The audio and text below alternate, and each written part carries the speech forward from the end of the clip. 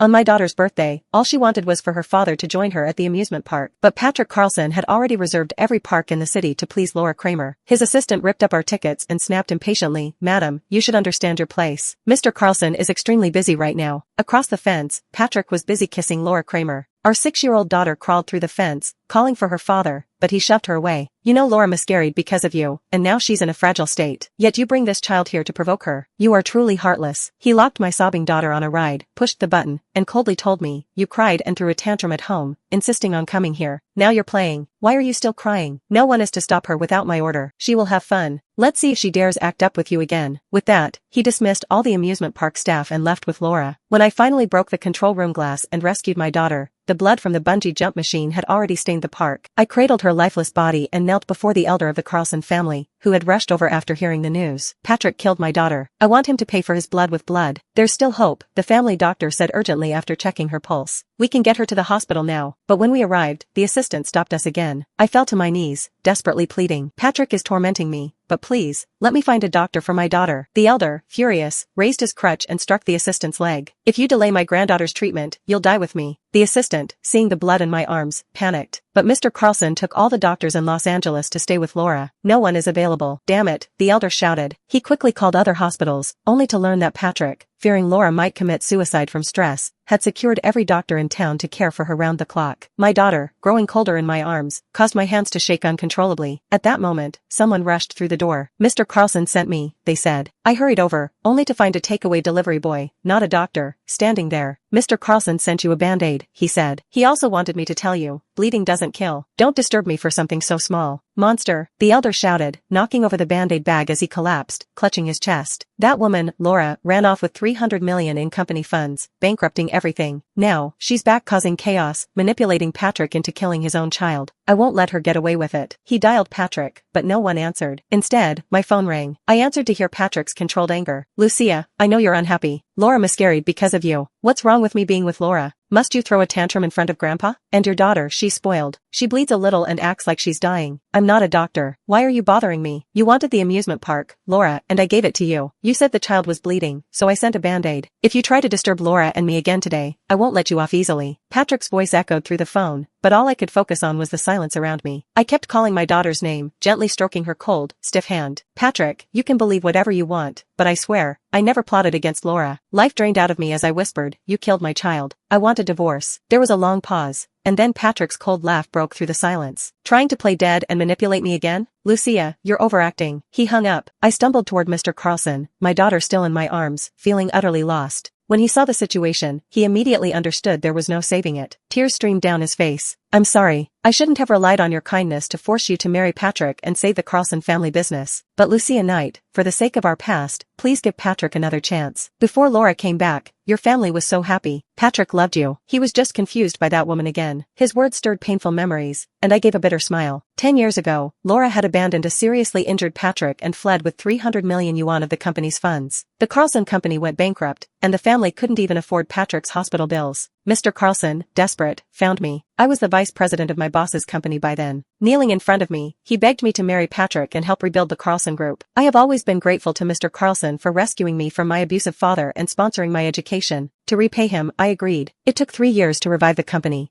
I helped Patrick from his hospital bed to a wheelchair, and then to his feet. After giving birth to my daughter, I willingly stepped away from power to focus on my family. For 10 years, I gave everything to Patrick and the Carlson family. Now, I have lost my daughter, the only thing the Carlson family had given me. I looked at Mr. Carlson, his eyes full of sorrow, and slowly shook my head. I've given him 10 years of my life. He shouldn't be abusing me like this. I owed the Carlson family once, but now, I'm here to collect what Patrick owes me. With red-rimmed eyes, I carried my daughter's body to the incinerator, placing her inside with my own hands. As the flames began to rise, my entire body trembled. "Audrey, Mom will make sure to avenge you." Old Master Carlson sat helplessly in his wheelchair, sobbing. "I've hurt you so much, and I have no right to stop you anymore. But Lucia, if Patrick returns, can you give him another chance?" When my daughter was crying and begging him, why couldn't he give her a chance? I wiped the final tear from my cheek, took the death certificate, and headed home to gather my and Audrey's things. When I walked through the door, a strong smell hit me, and blue crystals were scattered across the floor. Laura was there, her eyes filled with malice as she smirked at me. "Patrick, your wife's back. Let me go." Otherwise, she'll get upset again and drag Audrey into her mess. Poor Audrey, learning to lie at such a young age. Patrick's voice was cold as he shouted, Lucia, stop right there. I've already explained that Laura's pregnancy with my child was an accident. You're just jealous of her, stirring up trouble for no reason. Patrick's voice grew cold. Now, Laura's child is gone because of you, and you feel no guilt. Today, you even took your daughter to take over the amusement park that belongs to Laura. I didn't have anything to do with Laura. How her child was lost is none of my concern. I replied icily, I'm tired of saying this. Believe it or not. You can argue all you want, Patrick sneered. You've been using the child to compete for my favor, challenging my limits. You're not fit to be Audrey's mother. I'll give Audrey to Laura to raise, let her be her mother instead. Without another word, I turned and started heading upstairs. Patrick grabbed my arm, his eyes filled with a mixture of coldness and mockery. If you don't want to give Audrey to her, I'll compensate Laura with a child of her own, but don't disturb her again. Do whatever you want, I answered flatly. A flicker of doubt crossed his face before he sneered. If you're really so reasonable, then come over here and tear off the Smurfs for us, hand over the wet wipes, and wash Laura's underwear by hand. She has delicate skin, so it's your responsibility. The foul-smelling cloth and Smurfs hit me in the face.